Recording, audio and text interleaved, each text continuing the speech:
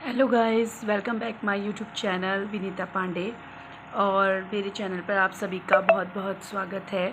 बड़े दिनों के बाद आज मैंने ये ब्लॉग बना रही हूँ क्योंकि कह सकते हैं बीच में मैं बहुत ज़्यादा बिज़ी थी, तो इस वजह से मैं डेली ब्लॉग नहीं बना पाती हूँ। लेकिन आज मेरा ब्लॉग बनाने का जो उद्देश्य है वो है कि जो हमारे उत्तराखंड के अतिथि शिक्षक हैं, जो मैं खुद एक गेस्ट टीचर में हूँ और 2015 से कार्यरत हूँ, मुझे इस विभाग में 9 साल हो गए हैं, है ना। तो जो आज ये स्थिति हमारी गवर्नमेंट ने कर दी है, मैं उसके लिए अपने ब्लॉग के माध्यम से ये एक छोटा सा मैसेज कन्वे करना चाहती हूँ हमारे माननीय मुख्यमंत्री जी को भी और माननीय शिक्षा मंत्री जी को भी। देखिए, मैं आपसे बस इतनी सी बात कहना चाहती हूँ कि नौकरी देना गवर्नमेंट का काम है, लेकिन उसके कर्मचारियों को उन कर्मचारियों का शोषण करना, उनसे रोज़गार छीनना, तो गवर्नमेंट को ऐसा कभी भी नहीं करना चाहिए। फिर हम इसे गवर्नमेंट नहीं कहेंगे, हम इसको एक तानाशाह जो होता है ना, तानाशाही टाइप, हिटलर टाइप, वही उसकी ही संज्ञा में हम दे सकते हैं। देखिए, हमारे साथ जो इस समय हो रहा है कि हमारे डीजी साहब ने कथित लिखित हम पे कोई आदेश अभी तक नहीं है, लेकिन उन्होंने ये आदेश दिया हुआ है कि हमें जून की सैलरी ना दी जाए। तो मैं महोदय से सिर्फ इतना कहना चाहती हूँ कि हम तो फिर भी अंडरटेकिंग गवर्नमेंट जॉब अभी हम कर रहे हैं, है ना, अंडरटेकिंग है। हम ब्लॉक लेवल पे मेरिट लिस्ट हमारी बनाई गई, फिर स्टेट लेवल पर बनाई गई, हमसे प्रॉपर फॉर्म भरवाया गया, सारे क्राइटेरिया हमारे पूरे गए, वेरिफिकेशन डीएम के द्वारा कराए गए, है ना। 6-6 7-7 लोगों ने हमारा वेरिफिकेशन किया है, उसके बाद हमने कहीं ये नौकरी पाई है। चलो, फिर भी मतलब आप इतना हमें कम मानदेय दे रहे हैं, यानी 25,000 रुपये हमारा अभी मानदेय है। मैं ऐसी रेयर जगह में रहती हूँ जो ये गुमटी नाम से है, शालदे ब्लॉक, जो कि बहुत ही पिछड़ा हुआ ब्लॉक माना जाता है। मैं अपने परिवार के साथ यहीं रहती हूँ। मेरे 2 बच्चे हैं और मेरे दोनों बच्चे गुमटी में एक पीबीएन स्कूल है, प्राइवेट स्कूल है, वहाँ पढ़ते हैं। प्राइवेट स्कूल क्या है, वो खाली वहाँ 2 टीचर हैं और 25-30 बच्चे हैं, क्योंकि पलायन तो टोटली हो ही चुका है, तो वहाँ सिर्फ इतने ही बच्चे पढ़ते हैं।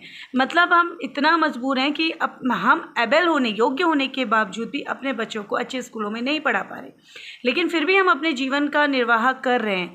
लेकिन मैं माननीय मुख्यमंत्री जी और हमारे शिक्षा मंत्री जी से ये पूछना चाहती हूँ कि अगर हमें जून की सैलरी नहीं मिलेगी तो भाई हमारा यहाँ घर नहीं है, हमें जुलाई में यहाँ किराया भी देना है, राशन भी लाना है, बच्चों को पालना भी है, ठीक है। अगर मैं अकेली ये सारा कार्य करती हूँ, माना मेरे हस्बैंड का कोई सपोर्ट नहीं है, तो बताइए एक अकेली महिला के लिए कितनी मतलब दुर्भाग्यवश वाली बात है कि वो कहाँ से पैसे मांगेगी। क्या अपने रिश्तेदारों से जाके पैसे मांगे हम?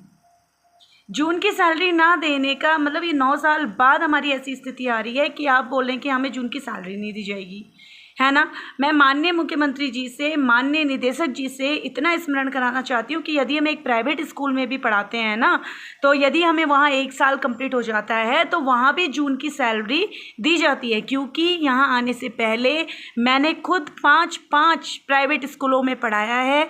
ये तो मेरा दुर्भाग्य है जो मैं यहाँ आ गई, लेकिन अगर अच्छा होता तो मैं भी अच्छी प्रॉपर जगह में थी। मैं दिल्ली में थी, मैं दिल्ली स्कूल में पढ़ा रही थी। आज से 2015 में मुझे सैलरी तब 22 मिलती थी। मेरे ही साथ के हमारे अध्यक्ष सर है दिनेश सर, जो पटियाई में हैं, उनको अच्छी खासी, जबकि रामनगर का जाना माना विद्यालय है, स्कूल है, ग्रेट मिशन, वहाँ के वो टीचर रह चुके हैं, और तब उनको उस समय पे 25 और 30 मिलती थी। तो आज उनकी सैलरी ज़्यादा से ज़्यादा 40-50 हो गई होती, है ना। तो देखिए, योग्यता के लिए कहीं कोई कमी नहीं होती है, मैं ये नहीं कहती, लेकिन हमारा इस तरीके का शोषण क्यों हो रहा है, ये पूछने के लिए आज हम मजबूर हैं।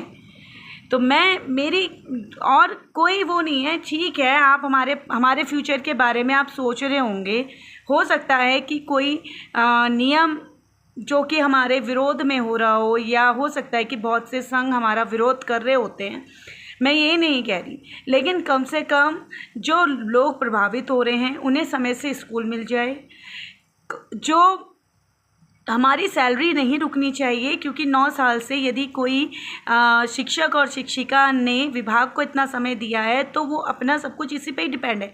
हमारा भी कोई सेकंड ऑप्शन नहीं है, हमारा भी बस यही ऑप्शन है कि हमें 25,000 में ही अपना गुजारा करना है ना।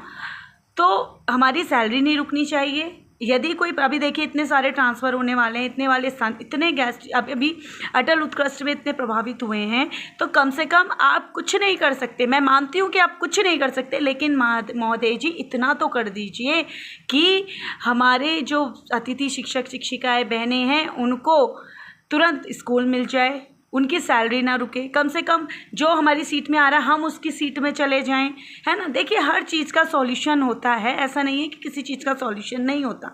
मुझे ये भी पता है कि आप तक ये बातें शायद नहीं पहुंच पाती हैं, क्योंकि ये बाबू और नीचे स्तर के लोगों का कार्य होता है, आपको तो सिर्फ आदेश ही देना है। लेकिन जो धरातल पे हो रहा है, मैं उस चीज़ से आपको अवगत कराना चाह रही हूँ कि हमारा यहाँ पर टोटल शोषण हो रहा है। विद्यालय के तमाम काम हम कर रहे हैं, है ना, अपने बच्चों को इस तरीके से मतलब इतना रूरल एरिया में इस तरीके से हम सरवाइव कर रहे हैं, है ना। उसके बावजूद भी यदि हमारी जून की सैलरी रोक दी जाती है, हमें प्रॉपर सैलरी नहीं दी जाती है, या हमारा समय पे समायोजन नहीं होता, तो ये हमारे लिए बड़ा ही दुर्भाग्यपूर्ण है, उत्तराखंड के लिए बड़ा दुर्भाग्यपूर्ण है और हमारी आने वाली जनरेशन के लिए बड़ा दुर्भाग्यपूर्ण है। तो देखिए हम भी एक क्राइटेरिया के तहत ही अंदर विभाग में आए हुए हैं, है ना। तो अब 9 साल हमने इस विभाग को दे दिए हैं और मैं जानती हूँ कि आप सब हमारे लिए पॉजिटिव करेंगे, आपने हमारे लिए पॉजिटिव सोचा है, लेकिन इस तरीके के बेबुनियाद आदेश कृपया कर हमारे लिए मत निकालिए। देखिए बहुत ही ये मतलब दुखद होता है, बहुत ही हर्टिंग होता है ना। तो प्लीज़ आप सबसे मेरा यही निवेदन है कि मेरी इस वीडियो को जितना हो सके उतना वायरल कर दीजिए, ताकि ये जो वीडियो है ये मैंने माननीय मुख्यमंत्री जी के लिए, हमारे शिक्षा मंत्री जी के लिए मुख्य तौर पे बनाई है, ताकि वो हमारी मतलब जो भी हमारी परेशानी है उसका समाधान कर सके और अपने जो कर्मचारी हैं उनको आदेशित कर सकें कि हमारे साथ ऐसा व्यवहार यानी ऐसा दुर्व्यवहार ना किया जाए। Thank you.